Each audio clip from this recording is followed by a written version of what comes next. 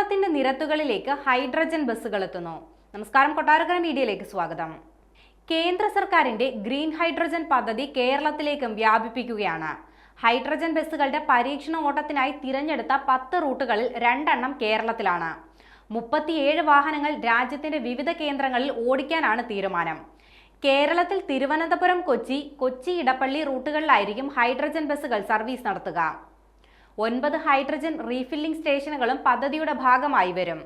National green hydrogen മിഷന്റേതാണ് പദ്ധതി.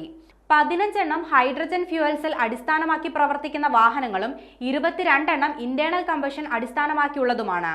Greater Noida, Delhi, Agra, Bhubaneswar, Konark, Puri, Ahmedabad, Vadodara, Surat, Sahibabad, Faridabad, Delhi, Pune, Mumbai, Jamshedpur, Kalinganagar, Thiruvananthapuram, Kochi, Edappally, Jamnagar, Ahmedabad, NH-16, Visakhapatnam, Bayyavaram എന്നിവയാണ് തിരഞ്ഞെടുത്തിരിക്കുന്ന റൂട്ടുകൾ. Tata motors, Reliance industries, NTPC, Ashok Leyland, HPCL, BPCL, IOCL, ANERT തുടങ്ങിയ കമ്പനികൾക്കാണ് നടത്തിപ്പ് ചുമതല. അടുത്ത 18 മുതൽ 24 മാസത്തിനുള്ളിൽ പൂർത്തിയാകുമെന്ന് പ്രതീക്ഷിക്കുന്ന ഈ പദ്ധതിക്കായി കേന്ദ്ര സർക്കാർ 208 കോടി രൂപ അനുവദിച്ചിട്ടുണ്ട്.